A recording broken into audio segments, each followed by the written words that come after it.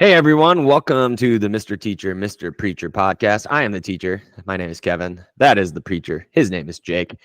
And we are on a mission, as we always are, to learn about what lasts in athletics and share those practical teachings and learnings with you, the athletes, coaches, and parents of the greater sporting world, with a little bit of leaning towards youth sports. And in today's episode, we have a weekly primer.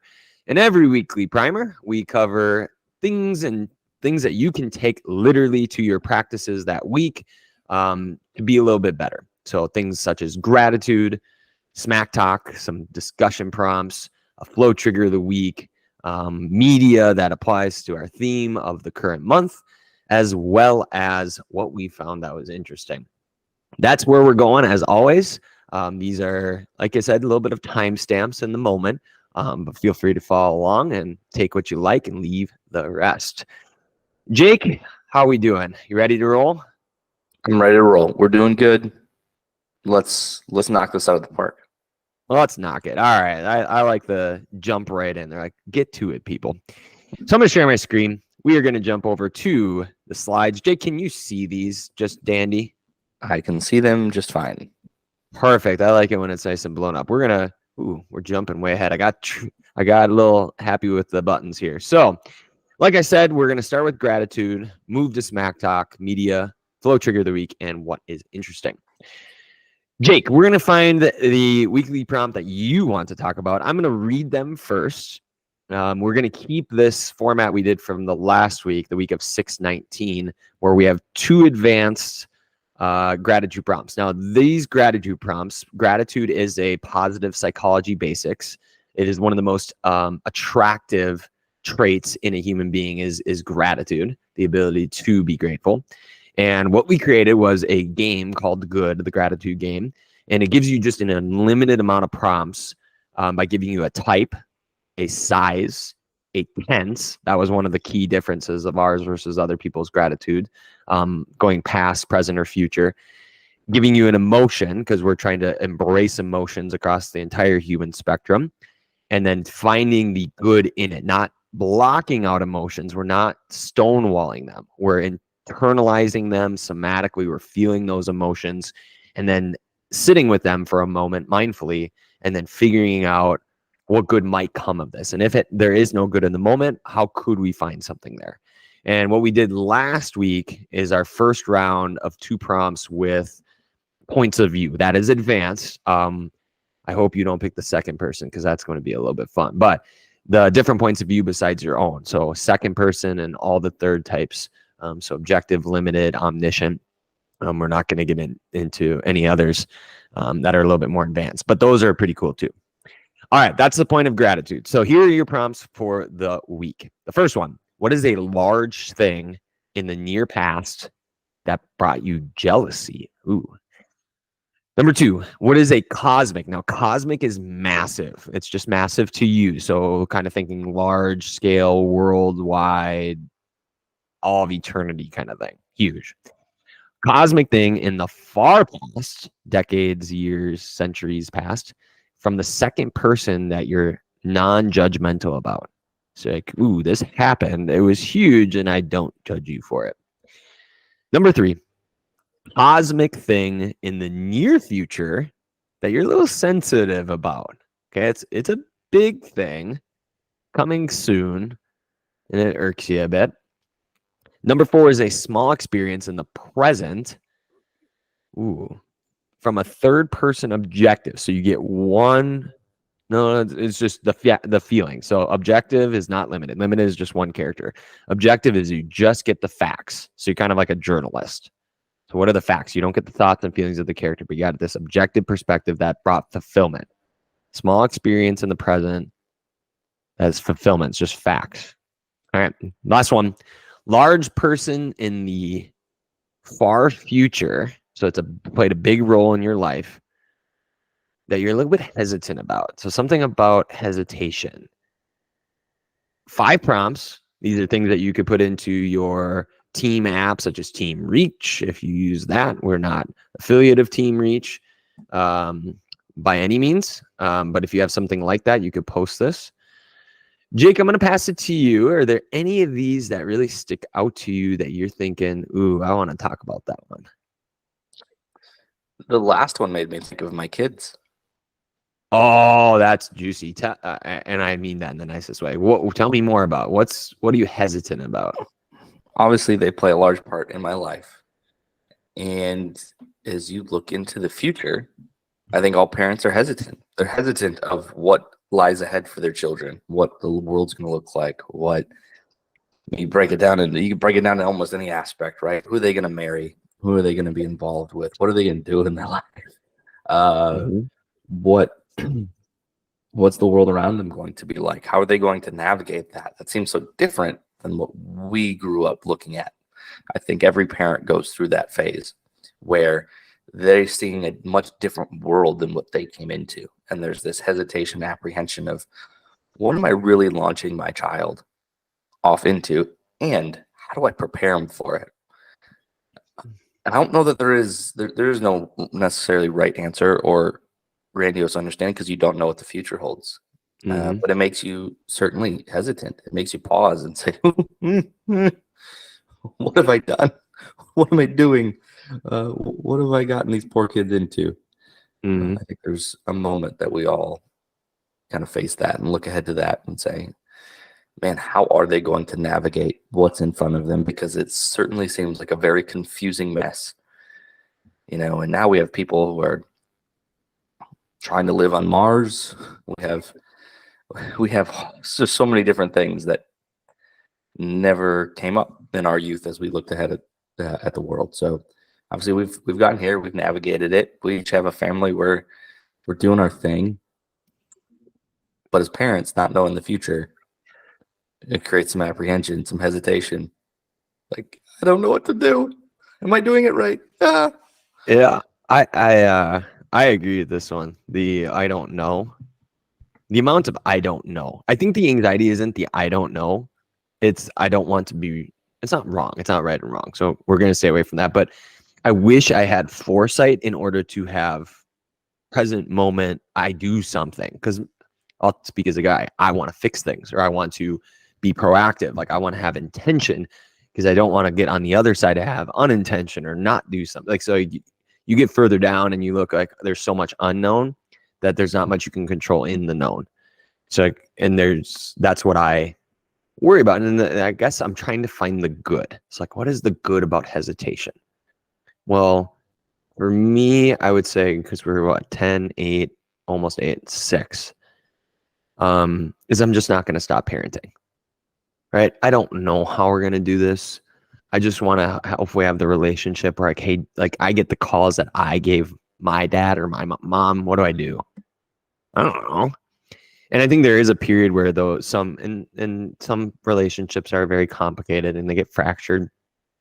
And I've seen a lot of kids go on their own, make mistakes, recoverable mistakes, sometimes unrecoverable mistakes, or adversity. They face some adversity of whatever kind you pick, and then they come full circle. I think that is a little bit human and natural. I just hope that things out of my control um, aren't devastating. I think that's where I hesitate as well. So, what good do you think is there in hesitating in that future tense? It reminds me there's a beauty in not knowing. We want control and we want to know everything that's in the future. But I think there's a beauty in not knowing what's in the future, not knowing who our kids are going to ultimately be. And it it refocuses me to be in the present and do the best I can in the present because that's all I have. That's all I can do. Mhm. And how do I prepare them for the future? I be here now. That is the best that I can do. I can engage Yep. with them now. There, there's certainly some deeper conversations that we've had recently that's like, yeah, that's what it's all about. Maybe that'll serve them well in life, maybe it won't, but that's what I know and that's what we're going through right now. So if I can explain that to them and hope that it serves them better down the road, great. But it reminds me that at the end of the day, they're their own person. I Mhm. can't control what's happening in the world. And now it can refocus me to the present. Yeah. Because I do have a little bit of control here. I am here. I know what's going on now. I can be there for my child now. So I think that's where I find gratitude in this situation, is it refocuses me on my kids now and brings me into the moment. And I'm very thankful for that. I agree. And Wooden would say is like if you get too involved and engrossed in things that are out of your control, it affects the things that are in your control. And as an athlete, you don't know who your next coach is. You don't know what you're gonna play. Like Emma was asking, like, Dad, what positions do you think I could play when I get older? I'm like, it's too early, honey. I don't know. I mean, play them all. Like, let's find out. It's like just too early to tell. You're still growing. You played for 2 months, honey. I mean, you're gonna go for it. So if you're an athlete, like, yeah, do the same thing. Be here now. Work on the things you can now. As a coach, this is hard because you did club soccer. As a parent, sometimes you get a volunteer and get to see them all the way through. Like as a coach, I can't imagine, and there's probably a little hesitation of giving up your girls to another person, right? Or you're giving up your athletes. I was saying girls because it was 10U softball. Your players to another coach. Like that's hard, right? I mean, there's this, you get emotionally tied because you spend time together. That's how ties are built, is you spend a lot of quality time. And I hesitated at it too, because you just don't know what that experience might be like. Could be better, could be worse, could be about the same. Who knows? I see that as well. And I go back to the humility of the moment. There's such humility and faith of just this moment, and that's what you can do. See, these are why we do these prompts. So like it's not necessarily, what you think it would be on the outside. You can have a real conversation about something. And I will tell you, having run this now, I've done this besides with Jake and I obviously play test things before I ever put them in public. You get real human emotions. People are very honest, and I think they want to talk about these things. And the more you have this expanse of access to a range of learning about the emotion, processing out loud how you feel with another human being, or even on paper. Paper is good. There's plenty of evidence for post-traumatic growth journaling and other things, is very good for you. And so when you do face adversity or hesitation, it's not a foreign concept about what to do with that instead of bottling it up. So I agree with you. Any other thoughts on hesitation or adversity before we rock on? That's it. I have lots of thoughts, but we'll move on. Okay. All right. I'm going to have you read these ones again. So this is the Smacktalk. So what is Smacktalk? Sharing my screen. There we go. Do you see the prompts? Yep. There it is. You got them. Okay. Takes a All right, second. I like to see him. Jake, so Smacktalk. Smacktalk is from Socratic Smackdown. We'll have that resource up soon, free for everybody. It is a debate game. So your goal is to use discussion strategies, which we'll cover in another time. But give people playful prompts, whereas good is a little bit more serious at times, and processing emotion. This is just what they call like happy embarrassment or playful trash talk between teammates. And people who can tease each other are better teammates. And so we're looking at team synchronization or interpersonal synchrony, if you want to get fancy. And these are just quick ways you can do this during warm-ups, at the end of a game, during a game, or practices as well. And they're supposed to be fun. So Jake, I'm going to pass these to Reed, and then also pick which one or two you think you want to take me down on, because I had some fun with these ones this week. All right. 1, pick up any sport you've never played. What would it be? 2, pizza or tacos? 3, most industrious player in your sport. 4, superheroes versus sports stars. Greater motivation and impact. And 5, collegiate talent hotbed of your sport. 2, pizza or tacos. Go. You want to do pizza versus tacos? Go. Yes. Now. Let's go. Come on. Okay. 1 second. Let me get rid of the screen. Okay. I had a feeling you might pick this one. I mean, food. I gravitate towards food. I can't help it. Do you want my answer first, or do you want my rationale? Answer. I'm going pizza. Okay. Now, here's why. I'm going to qualify this. I love tacos. I've come around. I didn't usually like beef tacos. Maybe it was a Taco Bell thing because Taco Bell just destroyed my insides. And so I had this thing where I would only get quesadillas at Taco Bell. And we had kind of plain Jane tacos. My wife uses all the fancy seasoning. So I'm really happy about tacos now, especially street tacos. You had high end tacos with some, some lime juice and some feta cheese. Like somebody who knows what they're doing with the street tacos. There's so much more variety. Okay. There's the different types of meat. There's the beans. I'm a sauce guy. So you have to understand, you can put all sorts of different sauces.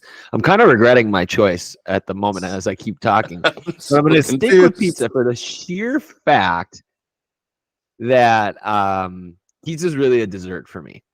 I don't have pizza very often because the carbs destroy me. I am not a great with carbs. Love me. They just say, "Hey, I'm going to stick to you like glue." And that's it. I'm not saying any pizza. I am homemade pizza. When you make pizza at home, homemade dough, homemade sauce, like from your tomatoes from the garden, your own seasonings, your own Italian sausage and peppers and onions and cheese. You can make it the way you want it. So I like more sauce, I like a good thick dough, a little bit of crunch. And when you can treat yourself to 5 or 6 slices of homemade pizza, I'm sticking with the homemade pizza because that's something that I treat. I feel like I have tacos more often, and pizzas to me seems more like a Ninja Turtles treat. And there's not as, I mean, we're talking pizzas as nostalgic as anything in America today. And for how often we have it, I relish it more. So tacos, I feel like I can just have on the regular cycle. Pizza's more like, because it's scarce for me, I appreciate it more. So as of this moment, I'm going to say pizza just for argument's sake, because I know you're going to say tacos and tell me all the reasons why I'm nuts. All right, back to you. Why tacos? I can tell already. Well, I'm a pizza snob because I worked in a pizza place. And so I find that majority of the pizza that I have is subpar. Like it's fine. Well, why? What's the subpar? What's the subpar? Is it all of it? Yeah, I mean, typically, okay, so like the cheese won't be great, or I can tell the toppings aren't fresh, or the crust is just easily duplicated crust. You can tell. I guess is probably the best way I would put it. Or it's super greasy, whatever. Now you're also talking to the guy that every time he goes to Costco, we get a pizza because it's the cheapest way to feed your family on planet Earth, right? I love pizza. I eat it. Don't get me wrong. But there are just so many different ways that pizza can come off as Yeah, it's all right. It's fine. So I struggle with that. Where a taco, it could be a Taco Bell taco. It could be a street taco at a 5-star restaurant. I'm going to enjoy the heck out of that taco. I don't know why. I love tacos. They're fresher ingredients most of the time, right? Like you have to go out of your way to get a cheap taco, it feels like. And maybe I've been swayed even further now that I've moved to Arizona and there's more taco options. There's plenty of taco stands all over the place. I'm always more satisfied with a taco than I am with a piece of pizza. And I think that's what it ultimately boils down for me. I can have a piece of pizza and be like, yeah, it's all right. Every time I have a taco, I'm like, oh, the most amazing thing on planet Earth. Well, we're on, podcasting and YouTubing, and I'm sure people want to hear us talk about the nuances of pizza and tacos. So I'm going to give you that chance because this is what good viewership is. If this isn't good YouTube viewing, I don't know what is.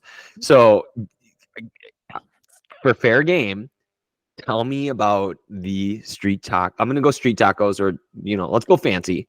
I went homemade pizza. I was very specific. Specify for me from the ground up, from the tortilla on up, what the taco looks like for you now that you're doing, like lately. Like, don't you can go all time if you want, but like that's you get done, you're like, that's a good taco. Like, what does that mean to you? Like, I want to know the meat, I want to know the toppings, I want to know the tortilla. Hit me. What do you got? Okay, so fresh homemade tortilla. I'm more of a flour, but corn tortillas phenomenal. Got to get the texture right in the corn tortilla, right? What does that mean? Oftentimes, they can be too rubbery. People can make corn tortillas too rubbery, especially Okay. if they're not fresh. They're just rubber, and that's a turnoff. Steak. I'm a steak guy. I like the steak. Okay. The turn off on tacos. That's going in the description. Okay. So give me the steak.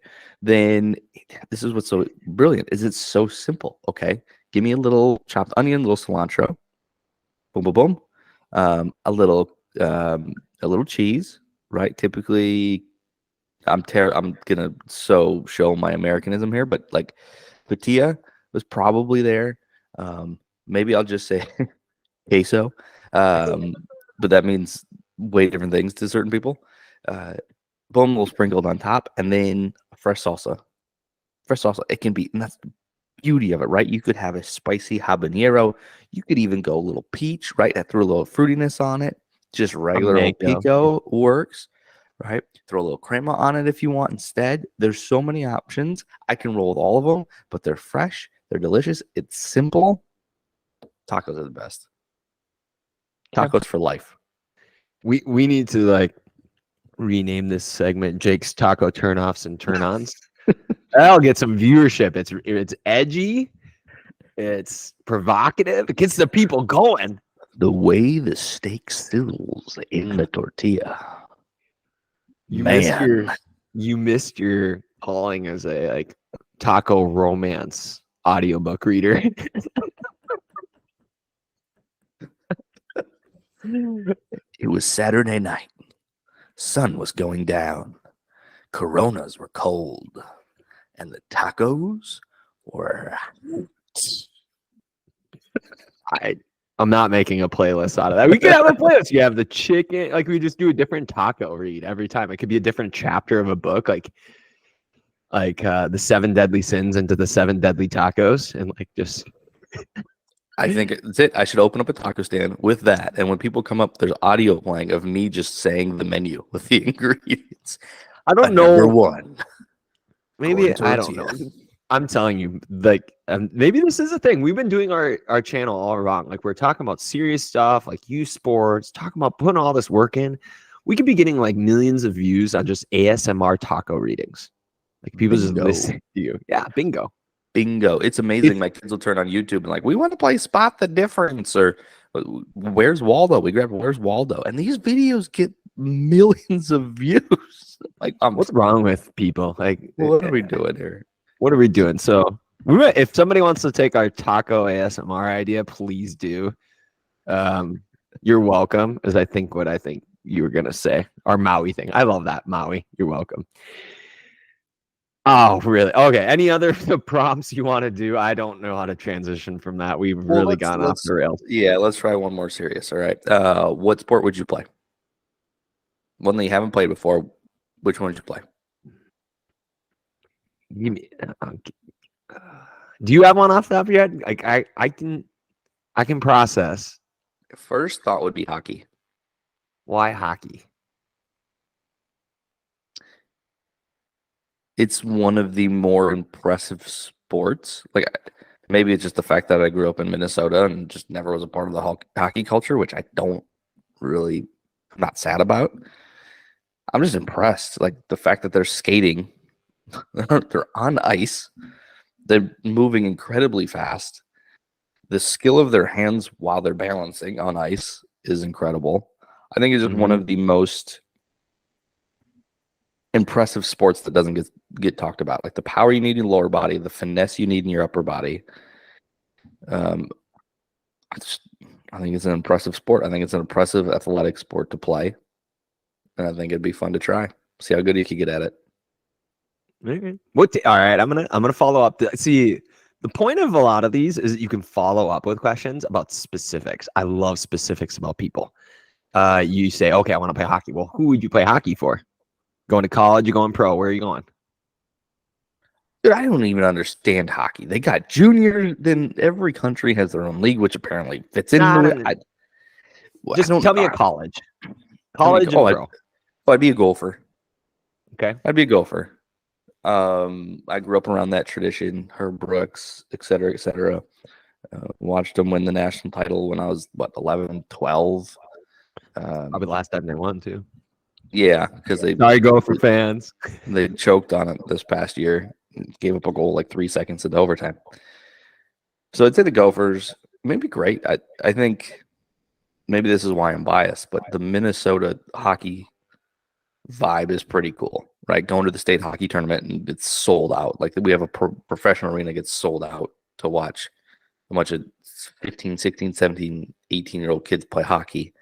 Then you get to the U, which has a whole bunch of tradition. I will admit that vibe has fallen off a little bit. That seems to be picking up, right? We go back when they were playing North Dakota and St. Cloud State all the time. Like those arenas were packed too. And then go to a Wild game. For me, that's my favorite professional experience, going to a Wild game. How they do it, there's a pageantry, there's a community involved. Like it's a pretty special professional sport venue that I don't think many people accomplish the way the Wild do. And it was 2003. So I did look it up. So you heard my typing. That's what I was doing. It was 2003. Was the Gophers last win. Yeah. And they've been runner up 8 times, according to the interwebs. But they went back to back. I think they won in 2002 as well. Yes, they did. Ooh. If I had like one of those we gotta go on those points buttons like around the horn, like as we go back and forth. I love that thing. Ding. Ding. We're gonna have to figure that one out. That's good YouTube right there. I admire the hockey thing. Now, one more question for you, because I have to ask, where would you play in hockey? All right, now you're a soccer player. You could clearly juggle. You're offensive minded. You can play basically anywhere except goalie. I'm not giving you goalie. Thank you for laughing. Where are you gonna play in hockey? Like, where do you see yourself, like personality wise, or just intriguing? Like, I want to be that position. I'm gonna assume that by that goalie comment that you meant I'm not insane enough to strap a bunch of pads and have people send frozen rubberized discs at my face. Not that I'm too small to play it. No, I just thought enforcer was more accurate than goalie. Sure, yep, that's me. No, I think I'd be a wing. I don't think I'm big enough to be a center, though. I think I would play more like a centerman than I would a winger. Just because I'm more of a distributor than I am a goal scorer, just in my general. Whatever the hockey version of a point guard is. Sure. Yeah. Sure. I mean, I think just size wise, I'd have to be a winger, but I think mentality wise, I'd play more like a centerman. Be a playmaking winger. Boom. Are you gonna go for the Wild, or are you gonna? I gotta finish that thought. Are you going for the Wild, or you got a franchise that you're like, I'm going there? Like if I had to pick.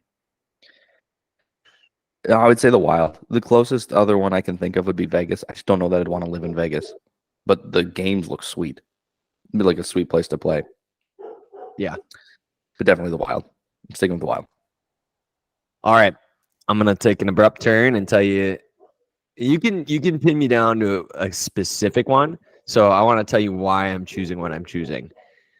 So having grown up not very fit and then getting reasonably fit, I would want to be in a sport that actually catered to my body type and my strengths for once in my life. Okay. I played football. I'm not big. I played basketball. I'm under 6 feet. I played baseball. I'm still under 6 feet. Okay. So like, I'm kind of going upstream on all these. So I would love for once, whatever sport it would be, and I'll throw it out, to go downstream where it's like I have an advantage here. So what I'm gonna say is if I could go back in time and be where I'm at now as a kid and kind of go through that trajectory again, I would choose some sort of wrestling or fighting sport. And I would want to see with the work ethic or the ability, like my affinity for fitness now, where I could get, because I love the training. I love, like in baseball, any other sports type, I love the practice. And I just want to see what my body type would have done in a UFC or a boxing or a wrestling, because I love the culture. I mean, I saw it. It just got to a point where I was so far down the road that I couldn't just abruptly switch. It's too much ground to make up. In a similar vein, I'm just going to lump all these together. I had a very passing interest in CrossFit. Like when CrossFit just started, this is like CrossFit becomes CrossFit thing. So when CrossFit was still just on the website and it was the boxes were starting, this pre-CrossFit games. I was early on the CrossFit train doing those workouts and I was pretty good at them. I wasn't really great. Like I couldn't put up the times of the best people of each one, but I could do almost everything. And what I was missing from that was the Olympic lifting. So like the cleans and the snatches and things like that. But I feel like I had a really good shot at that, just to suffer, to be kind of a generalist. I would have been much more like I can lift more than I'm better at sprinting, but I would have loved to seen that too. And I never got into a box. I never lived anywhere where I could have done such a thing. But if I would have been at a box, like a box owner or even regularly attending, I thought it would have been pretty good. So if I could pick up one of those, wrestling, like something in that fighting fitness world, that's what I would pick up. Just because I would want to see, like for once, like, yes, I have a distinct default advantage. It's like going to the basketball when you're 6'6" in Minnesota. Right? I never had that. That's the sport I would pick up. Yeah, I was gonna throw wrestling at you. You mentioned the culture. How much have you been exposed to wrestling culture? You mean like real wrestling, right? What are you talking? Yeah, no, I'm not talking Hulk Hogan here. I'm okay. Like high school collegiate wrestling. How much have you been exposed to that culture, that feel, that vibe? I've been to a few, high school matches. I've been to a Gophers wrestling once. And my kids, or one kid, because one broke his wrist this last year, which was an experience. We've been to the practices, kind of the youth wrestling. When I toured a college in Minnesota, I saw the wrestling program because it was just a tour for fun. It wasn't mine. I saw the wrestling room and like where they train. I was very drawn to that. So just a little bit. I'll say I can see it. I can tell from the Guillotine is what they call it, their little magazine. It is a big, big family, very close knit. And I like, so I asked my wife a million questions about wrestling because I just don't know enough. You can come from anywhere. It's not advantageous necessarily to be in the cities. Like for us, if you live in rural Minnesota, like you're just not playing as good a competition in other sports. But wrestling, on the other hand, you can be the best wrestler from anywhere, especially if you start to travel in the summer. So un poquito is what I will say. Yeah, I think it's one of the most underrated cultures in sport today that people really have never been exposed to, but it's hard. I mean, cutting weight and things like that, it's hard. It takes a lot of discipline. But I grew up, cousins wrestled. My dad used to wrestle. So I got to be exposed to it. We go to the state tournament plenty. And I always enjoyed the culture. I always thought it was cool. I definitely would be something that I would try and get into, where you're right, I wouldn't be at an immediate disadvantage because I'm short and redheaded. Yeah. I like it. I can see you wrestling. I really can. I think that would be a good fit for you. It's not too late to try. Try MMA. Get into it. Let's go. I think I would probably, if you made me pick now, I'd lean to starting at the beginning of jiu-jitsu. I think everybody has that because jiu-jitsu has a little bit of more of a mind game. Like you have to learn. And so you do play to your strengths. So that's a good segue into our next segment because that appears in it. But, I don't know. I mean, it's something like I always wanted to be one of those guys at like 45 that just, I'm going to do this and then like do it for the next 20 years. Like that. You talk about hesitation. That's one thing I'm hesitating about. I'm like, what am I going to like when I have time? What am I going to choose to do that isn't like profitable? It's like, I'm just doing this because I want to learn it. So if keeping myself kind of in that generalist state until I can say, you know what, I'm going to go do blank. So I'm open to that. See, we'll see. So that's a good transition. So the movie media of the week. All right. And we have it up. We'll put the slides once we get approved for the posting links in our description. Called the Tim Ferriss Experiment. And so we're as we record this, working smart under the industriousness umbrella. This is a little bit unknown. I thought this series would take off. So Tim Ferriss, very well known, the 4-hour guy, right? Work Week, Body, and Chef. He's also got Tools of Titans, Tribe of Mentors. He dabbled in TV. So he filmed these episodes, and what he did was genius. He took his meta learning concept from the 4-Hour Chef, which I'll cover in the meta industriousness episode, a little bit of it. You can look it up. The meta learning 1-pager from his 4-Hour Chef. So he uses cooking as a proxy to learn faster. But in the Tim Ferriss experiment, he actually applies this in unreasonable contexts. So Jake, I'm gonna hook you. I knew you'd be like, okay, maybe. So I'm gonna double check. I have to look it up as we go here, because I didn't know if I really wanted to hook you, but I do now because I said it. But he goes on this journey where he learns skills he's never done before in a, like I said, unreasonable amount of time. So there's 13 episodes in total, and he does things like parkour, which he gets hurt. He helps somebody with a business. He goes and learns poker. He does a lot of different things, but that's not the episode I want to talk to you about. The episode I want to talk to you about was drumming. So you had a thing where you wanted to be a drummer, and we went to a place where you had to. The gatekeepers got you, Jake. Had to play piano for a certain amount of time, which had no interest to you at all. 2 whole years of my life. That's what they wanted me to commit before I could drum a drum. Yeah, you want to talk about, and I don't want to make light of, I don't want to use the word, so I'm not going to say it, but let's just say it scarred you, correct? That is correct. You could have been a drummer. You'd have been a great drummer. Yep. Okay. Mm-hmm. And then they made you play trumpet, and that was not a good fit.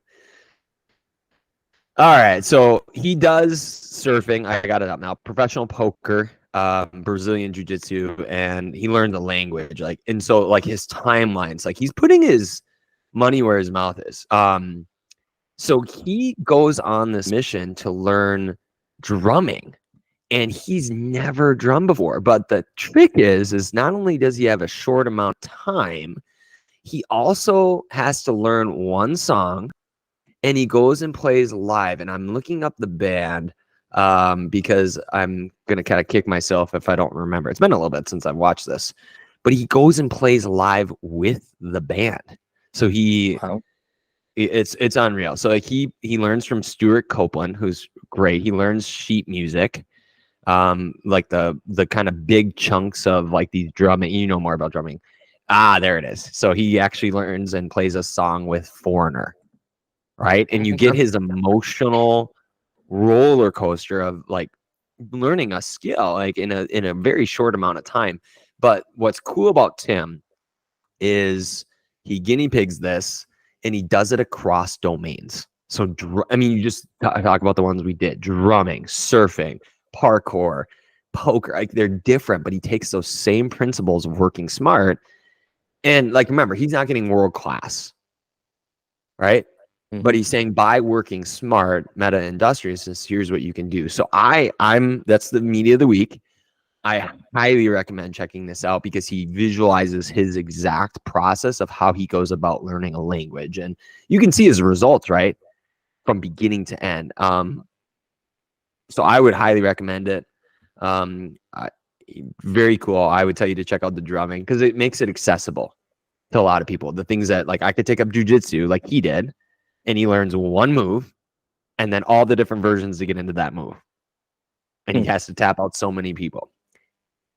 Crazy cool. And it doesn't work for everything necessarily. I'm not going to blanket statement everything, but I admire the working smart. I've been a big Tim Ferriss fan for a long time. So yeah, do check it out. Thanks for bringing up my trumpet experience. That brought back a flood of emotion that I've never really processed through.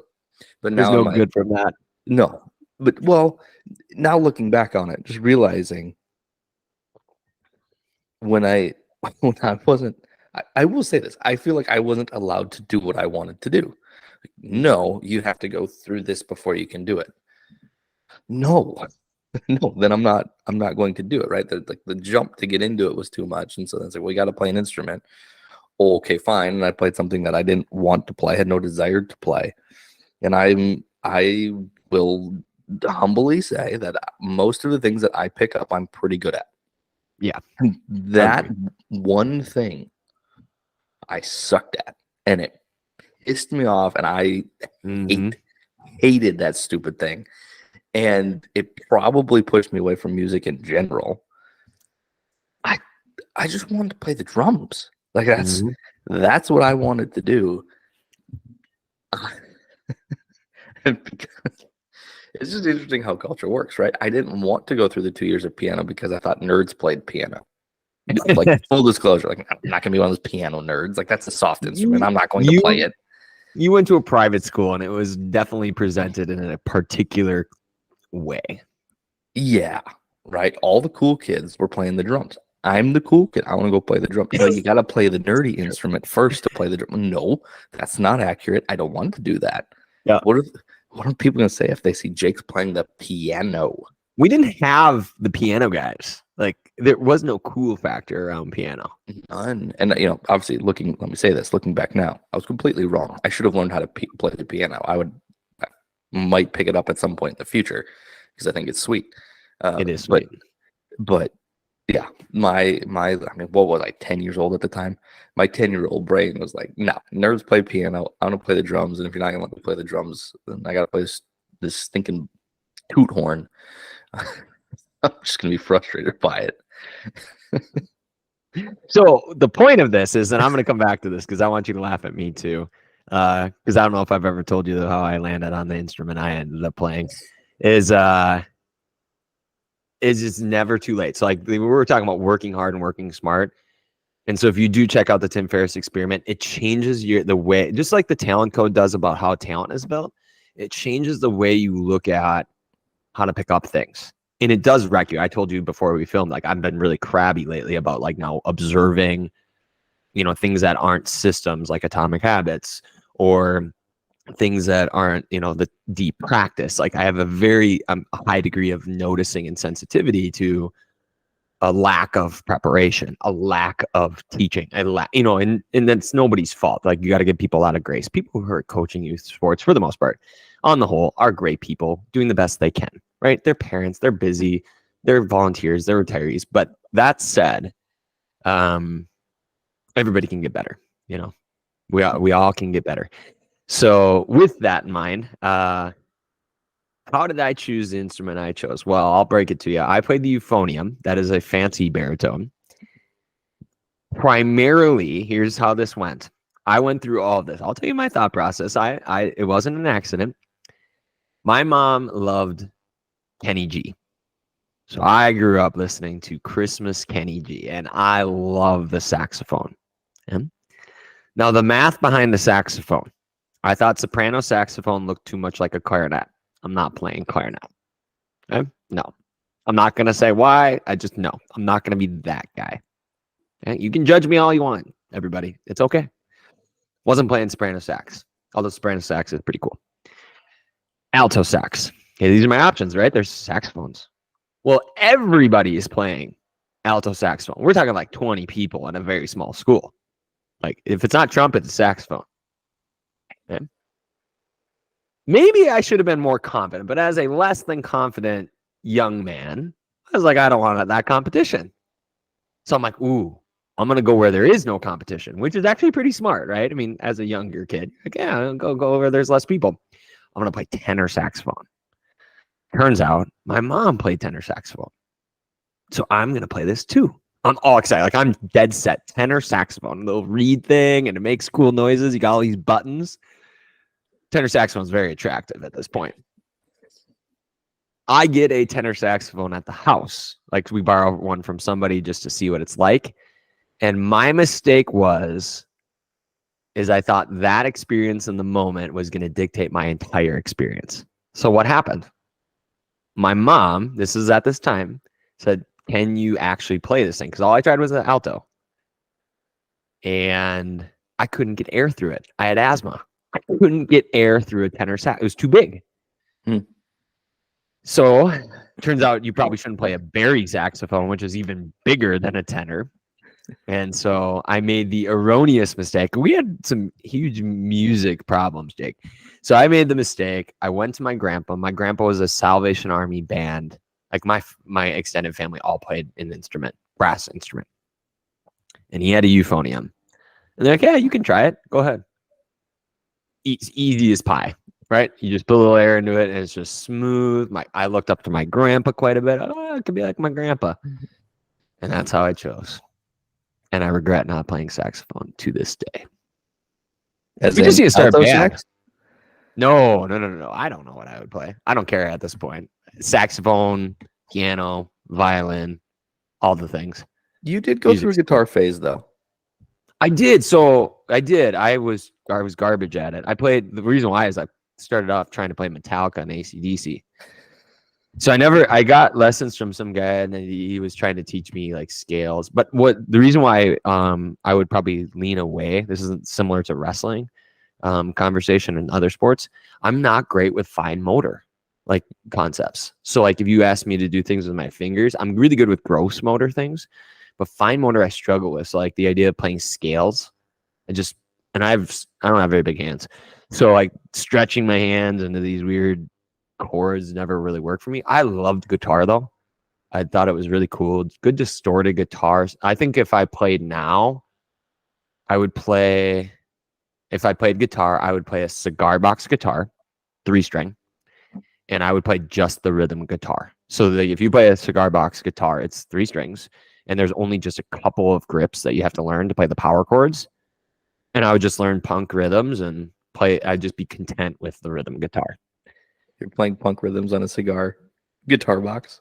Is that what cigar box guitar? Yeah. If you want to talk about punk, yeah, they're like cigar box, like a distorted cigar box guitar. That is as gnarly as you can get. So yeah, the whole music thing. Turns out Tim Ferriss says we can just pick it up anything in a short amount of time. So do check out the Tim Ferriss experiment for working smart. Any other thoughts on Moneyball? I know you talked about it right before we previewed it. That was the movie or media from the week prior. I will say about Moneyball, it is still one of my favorite books and movies. It's a similar approach where they took the on-base percentage and they looked at statistics in deference to the way players looked. And that was revolutionary at the time. They're using computers, and that's a huge, fight within the movie. And I think we've come full circle a little bit where we look at the whole thing. You try and take a little bit of both. Some lean a little bit more towards statistics, some lean towards more scouting. And you put the two together and usually do all right. But I really like that, like where you looking for what's best about somebody and you use those strengths. And that's probably why I'm a fan of the Rays and the A's, is like by working smart, you can overcome seemingly disadvantages like a budget. Like you don't have a lot of money, you have 50 feet of crap, and then there's us, right? I love that. So like the idea that you can get a marketed advantage like the Rays did with Jose Molina not many years ago, but pitch framing. Like this catcher cannot hit, cannot run, cannot do a lot of baseball things. Can eat tacos, I'm sure.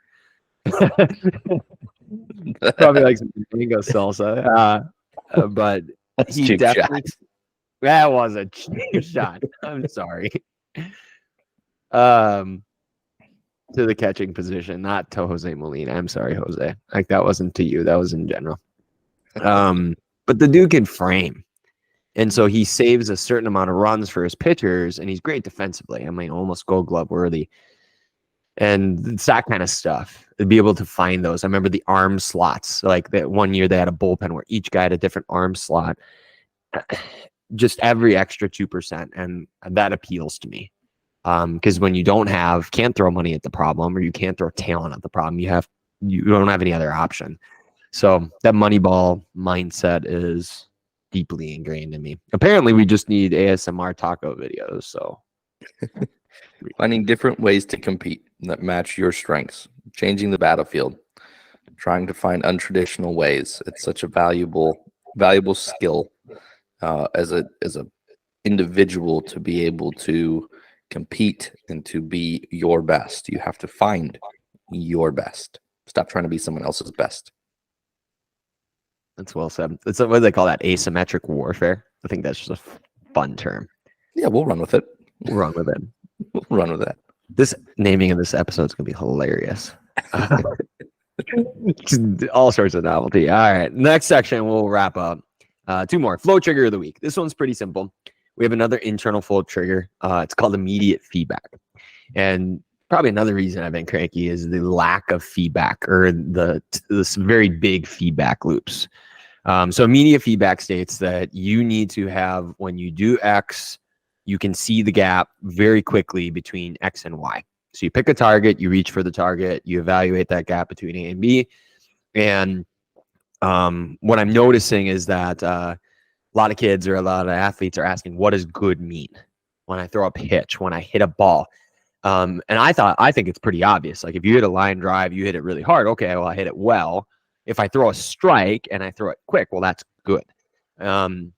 But people are craving affirmation. Like they want to know what it looks like, what it feels like, so they know what to do again. So a couple ways to do that are you could visually do this. So technology's come so far, so fast. I'm very jealous of the apps that we have today that can show you what you're doing and correct it, so you can even get analyzed. I'm thinking of like the Mustard app, or any video delay where you can see your mechanics in real time and make adjustments on the board. So you can go visual. You can also give people numbers, like how many, strikes did you throw out of this inning? First pitch strikes after 3 pitches.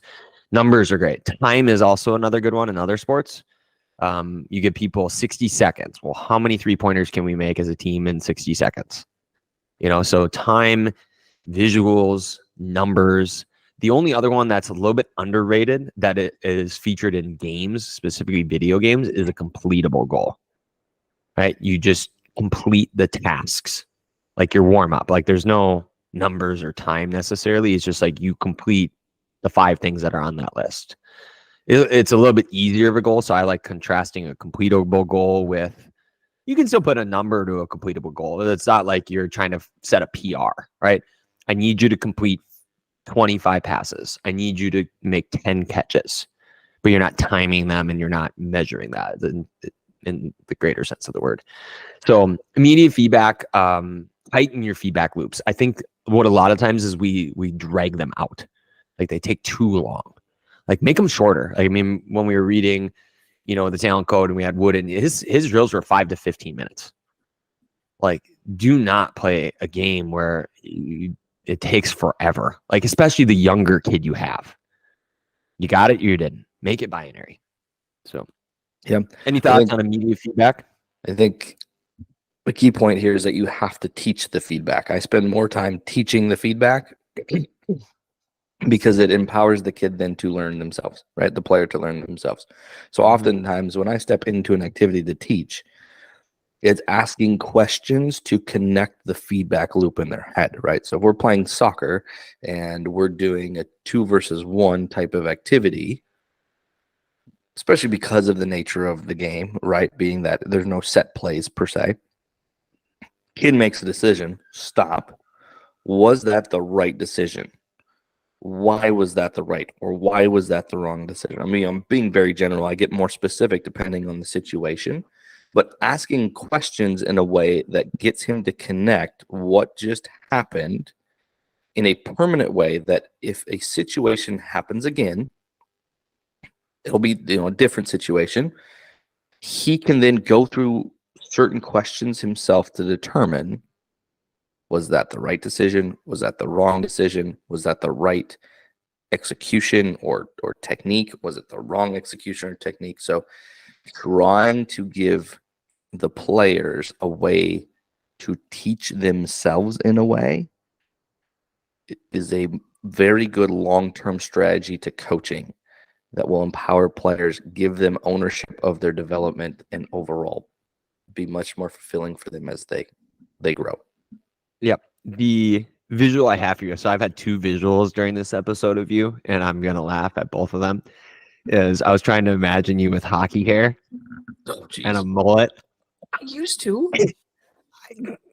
You had soccer hair. I'm not judging. It's not a judge. I'm just non-judgmental. I'm just imagining full hockey hair Jake with the like a little bit more, less than professional beard. Like I just want the full, you know what I mean? I don't know. It doesn't have to be full Viking. I don't want none of those braids. Like, don't get me wrong. You're hockey. I think my hair was technically hockey hair too.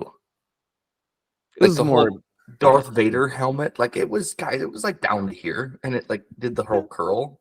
Like I didn't have I a got tight curl, but it was like, and so it looked like a Darth Vader helmet. I think it would have passed as hockey hair. I'm just saying. I think it would have. I don't think I could pull that off with gray hair. The reason my hair is short is it's very silver. There's not a lot of brown left, and I don't know what that would really. Maybe people could tell me differently. I don't think that would really vibe. You know, like I don't think a silver hockey hair would go very well unless it No. matched the jerseys. If you're gonna go silver hair long, it's got to be like slick back ponytail. I think that's the only way it really. I'm sorry. I'm not sorry. That's gross. No, absolutely not. Yeah, like please. Man bun silver? No. Yeah. Yeah, like I'm a hippie, but I'm also seasoned. It's Like great vibe. like Chris Hemsworth Thor, but silver. Oh, that looked like AI. AI, tell me what I would be. But no, this is okay. That I took us on a tangent. But the second visual I had of you. So speaking of feedback, our mutually favorite movie between the two of us. This has nothing to do with Adam Sandler. Thank God. Cool Runnings. Yeah. Okay. So it's John Candy, correct? Yep. He's the coach. Mm-hmm. And do you remember the scene where they're actually auditioning? So you talk about feedback, right? They have to get a certain amount of time in order to qualify for the Olympics and bobsledding. If you haven't seen Cool Runnings and you are an athlete, oh my goodness, go get it on VHS if you know what that is, DVD. You will not be disappointed. Unbelievably great round of 90s movies that are sports related. Media feedback. So they have to get this certain amount of time. And I'm not going to spoil the whole story, but John Candy's the coach, right? He was a bobsledder, washed out, so on and so forth. But I distinctly remember him. He's in the booth, and there's no way these guys can hear him. But you see this montage or this scene of him. He's like, go, go, go, go, now, now, now, now. Like he was practicing them, but he was giving them, teaching the feedback.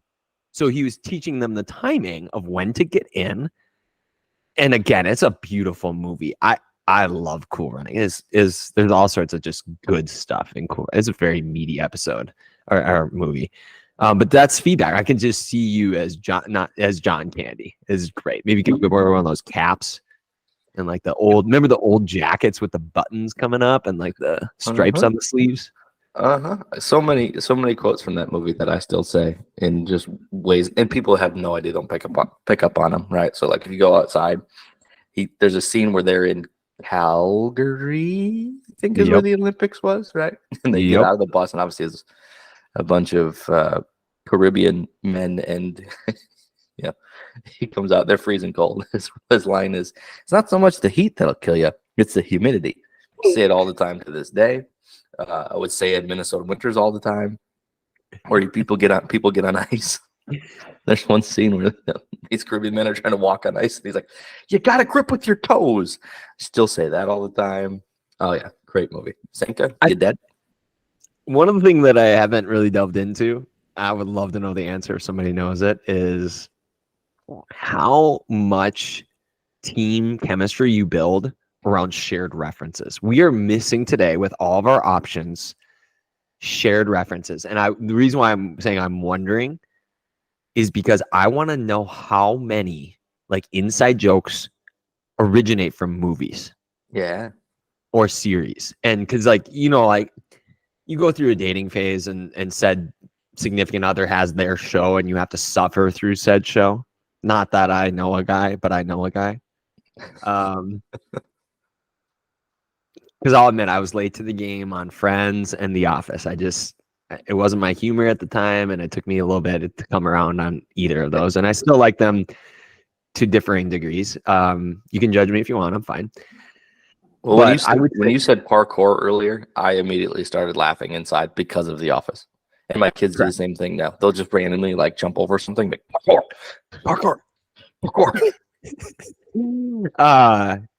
So one thing that I've thought a lot about, is even though I don't know the numbers, is as a tool. So we play Smacktalk, right, for team synchronization and other things. But the idea of a shared team movie night where you eat popcorn, you hang out, but you sit and you don't text people, you don't have a phone, and you build up this kind of like team chemistry of like references. Okay, let me put it this way. If you're a youth coach and you throw a bunch of your team members in front of a large screen TV and you watch Cool Runnings, it is inevitable that they will be quoting said movie for the rest of the year.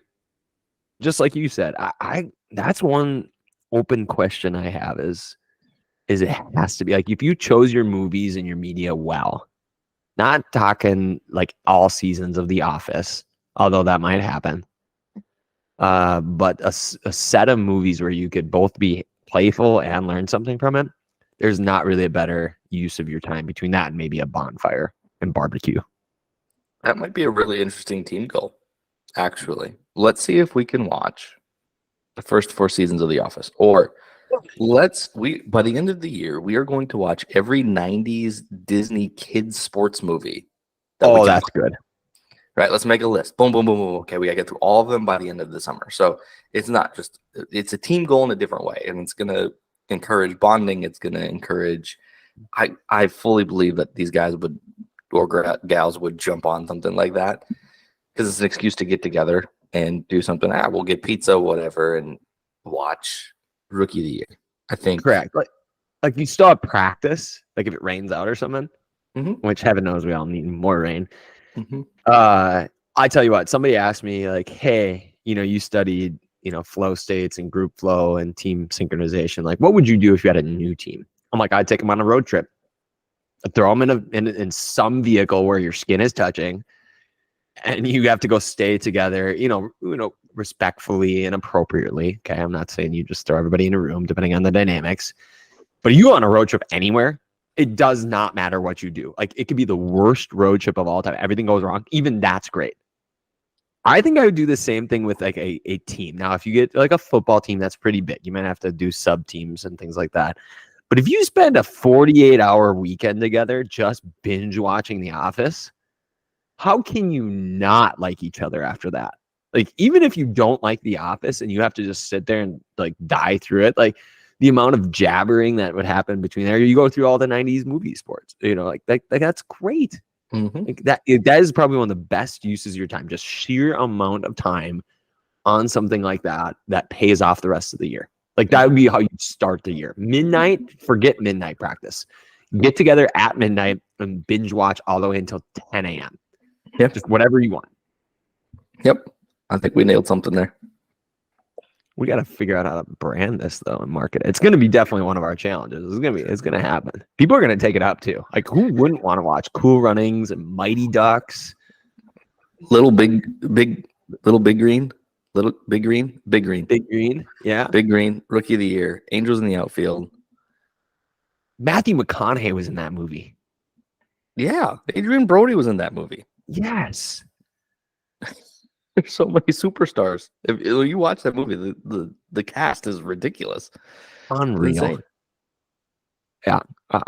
Talk about immediate feedback. Like this is great. So wrapping up because we got to finish. We've done tacos. We've done 90s movies marathons. We've done a lot. But anything interesting for you? So just something that caught your eyes. It doesn't have to be an article. It could just be anything that caught your eye or your mind in the last week that you want people to consider.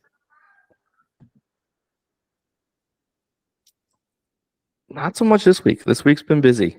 I will admit. One thing that's been on my mind is how many questions they ask you to get home insurance. Oh my goodness, the things that they want to know. I'm like, dude, how would I know that? What do you think I do when I go to the house? You knock on everything. You think I test everything? I mean, do you think I took wood samples of the house? What are you trying to get me to admit to here? Yeah. So that's been frustrating and been on my mind. There's a lot of stuff going on right now. Nothing super caught my eye that I can think of. Big sports news. Chris Paul got traded again. Oh, The I got Warriors. about this. Yeah. What do you think of the fit or maybe even, I know you don't care for CP3 all that much. That said, what do you think of the trade from Phoenix? And, because they got Beal now. I'm all okay with being a little trendy. That's what these weekly episodes are for. Right. What do you think? I love the Beal Durant Booker combination. I think that's a cool 3 to watch. I'll be interested to see how that plays out. It seems like I was at work and I asked someone the question, well, but who plays point guard? And they're kind of like, it's today's NBA. What do you need a point guard for? To bring the ball up. They can all dribble. Who cares? So yeah, good point. But I'm definitely intrigued. If the Warriors start Paul, Curry, Thompson, Wiggins, and Draymond, that is a fascinating starting five. That I'd be really curious to see how that plays out. How do you think it would play out? Tell me Relatively about what the dynamics are. undersized. Okay. Well, okay, you got Paul and Draymond, who are all NBA defenders. You got Curry and Thompson, who are all NBA history shooters. You have Wiggins, who's just a phenomenal athlete, who's kind of your little bit of everything, but not great at anything kind of guy. Everything bagel. Yeah, right. They're undersized. I would argue that they're pretty specialized. Each player is fairly specialized with the exception of Wiggins. Yep. I'm really interested in how that plays out and seeing the personalities of Draymond and Chris Paul play out together. There's a lot of alpha dogs in that starting five. So I'll be curious how it plays out. I'm fascinated to watch it. Yeah, I know. You talked in other episodes like how, you like to see what players' strengths are and like how they would mix here. I think you would have been a great GM, by the way. Like just the ability to maybe not the cap. I don't think you really care about the money as much, but like the idea that I could bring in a player to fit in this culture at this time to do this and like managing the timelines, right? Because they had that like 2 timeline thing in Golden State where they had Wiseman, they had Poole. Who else did they have at one point they traded? It doesn't matter. But I mean, they got Gary Payton back, but they were trying to bring in some young guys and kind of like merge these together. I suppose Wiggins fits under that. That said, I've been curious about Curry transitioning into less of a ball handler role and more into a shooter role. Not like you remember how Ray Allen kind of stopped being the number 1 guy and then he really specializes the three point. Mhm. And not that Curry's ever going to do that like that. I mean, he could at the very end of his career, but having a primary distributor like a Chris Paul or, in Minnesota's case, Conley, that isn't the primary scorer. It's not a Westbrook or a Damian Lillard. I'm curious about Curry. Like Thompson's going to be great.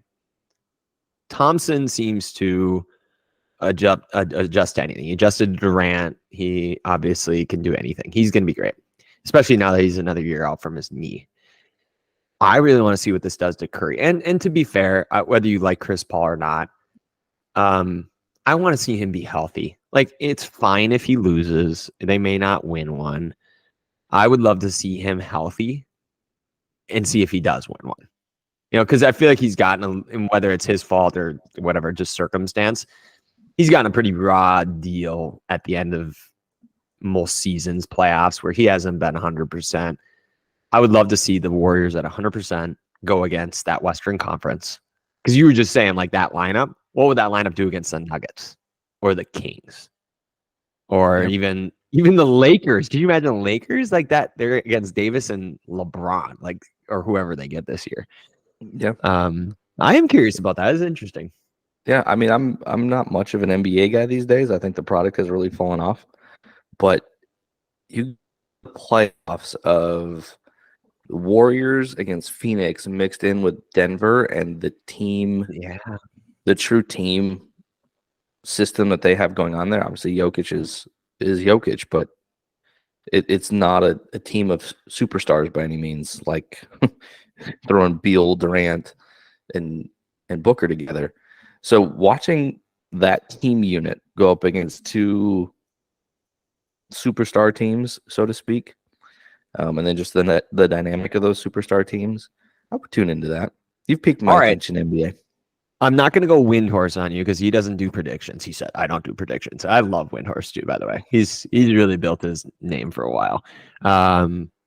I'm going to ask you, though, so where would you lean your chips? Now, there's still more to be done in the offseason. Heaven knows that the free agents are coming and trades are coming all across the board. Are you leaning superstar team or are you leaning team?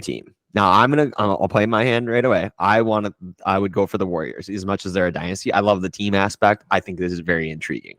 If you made me pick between the Warriors and the Suns, I'm choosing the Warriors. Mostly, I like the team aspect. But where would you lean so far? I'm going to assume LA is not the Clippers. I assume the Lakers are going to do something. If you put the Warriors up against the Nuggets, that's a hard choice for me. That's a win-win. I'm good with either of those teams. I don't know if the Nuggets have enough anymore to beat a Warriors team unless they get old. But where are you at? You lean in the kind of the Suns route as a coach, or you lean in kind of the Warriors or maybe even the Nuggets? I need to know more about the Nuggets situation. Typically, teams that are team like that at this point in time tend not to stay together for very long because people start sniping their better role players for bigger roles within their own team. So it's tough to keep those teams together in today's day and age, especially when, they're going to pay, I'm assuming they're paying Jokic, I'm assuming they're paying Murray. So now you're getting the cap situations. I'm not sure how that would play out. The Warriors are interesting. What concerns me about the Warriors, and I think this is a big concern, is Chris Paul hasn't been able to stay healthy in recent history. Steph Curry obviously has had plenty of issues. Klay Thompson has had plenty of issues. Wiggins is pretty durable. And Draymond's just a wild card in general. So in terms of that group just staying healthy long enough and playing together enough to make it all the way to the NBA championship concerns me a little bit. So I would lean more toward Phoenix. They're not young either, Denver. though. Durant's not young, and neither is Beal. Beal hasn't been healthy for anything. So, like, those two are wild cards to me. That's fair. That's fair.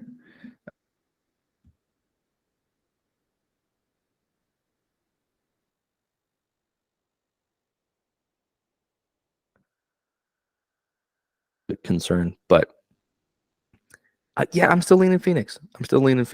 And then I'd probably say Denver, assuming that they stay relatively the same team that they were this year. And then I'd go Warriors. Yeah. Maybe that's a segment we're gonna have to add to these weeklies is when it comes up. So I talked about this with one of my colleagues at one point.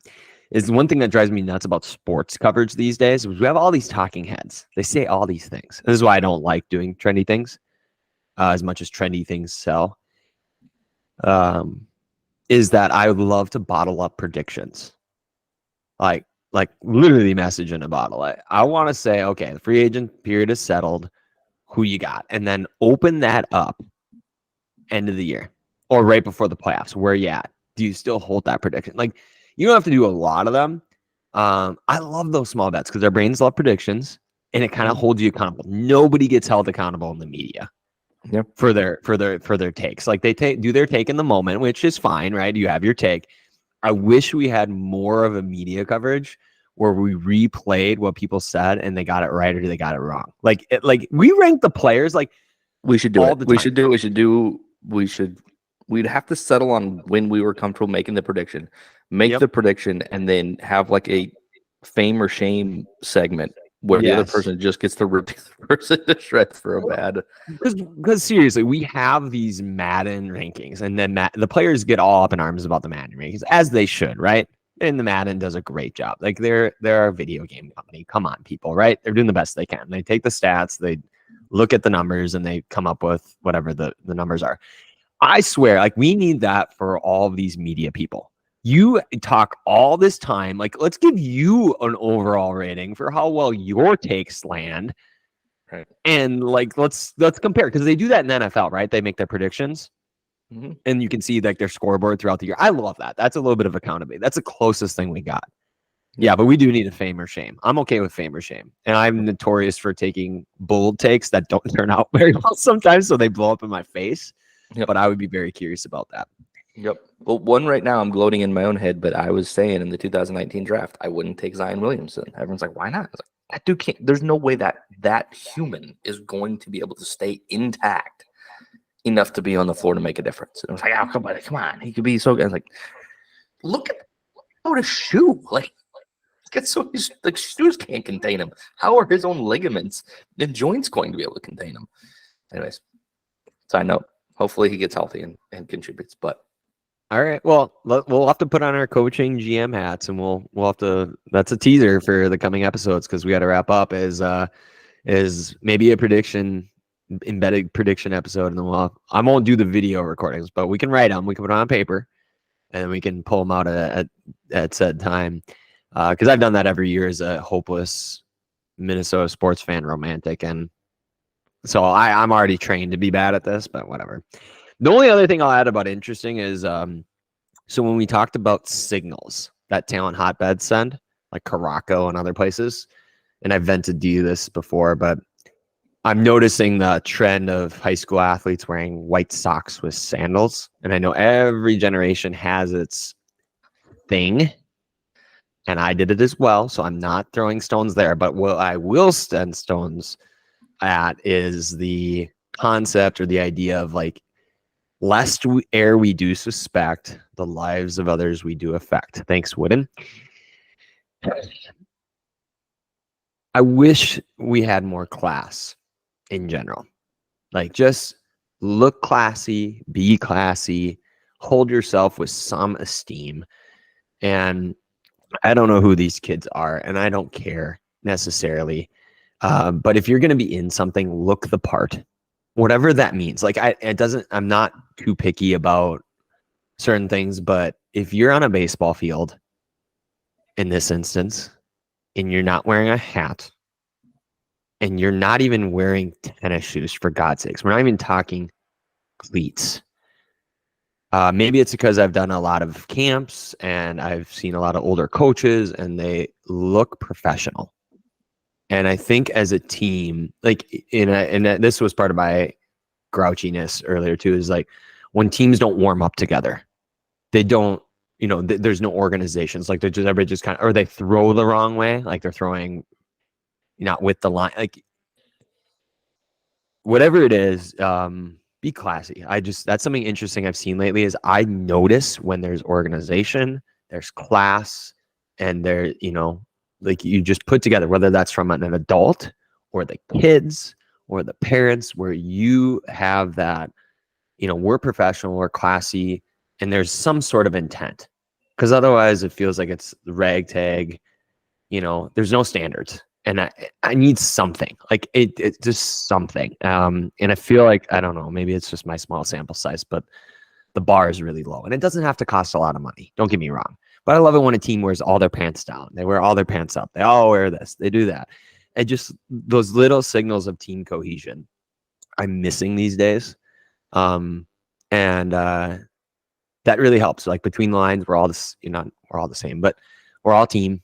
And the more you can do that, the better. So that irks me this week. So if you're a team, I don't know, look the part. If you're a coach, look the part. Please don't wear sandals with socks. God, for God's sakes, don't do it. Like you just have a hidden Or thing with Hawaiian sandals and shirt. socks. And I don't have gear for, the team that I help, but so I'm a little bit of a hypocrite in that sense. But anyways, I agree. I agree with you. My dad was like that too, so I noticed that they always wore, hey, we're wearing our blues for practice today, and like you have to have the blue shirt even if it stinks and can stand up on its own end. So, well, anything for the good of the cause. I hope you have a great week. I hope you all have a great week that are listening in. Be in on these other episodes. Like, subscribe. Let us know if you like the shame, no shame, taco turn-offs and turn-ons. 90s movies bit, maybe whatever movie or series you would binge watch, maybe the Tim Ferriss Experiment, or anything like that. But do check it out and go from there. Cool. Thanks, Kevin. Thanks, guys. See you, everybody.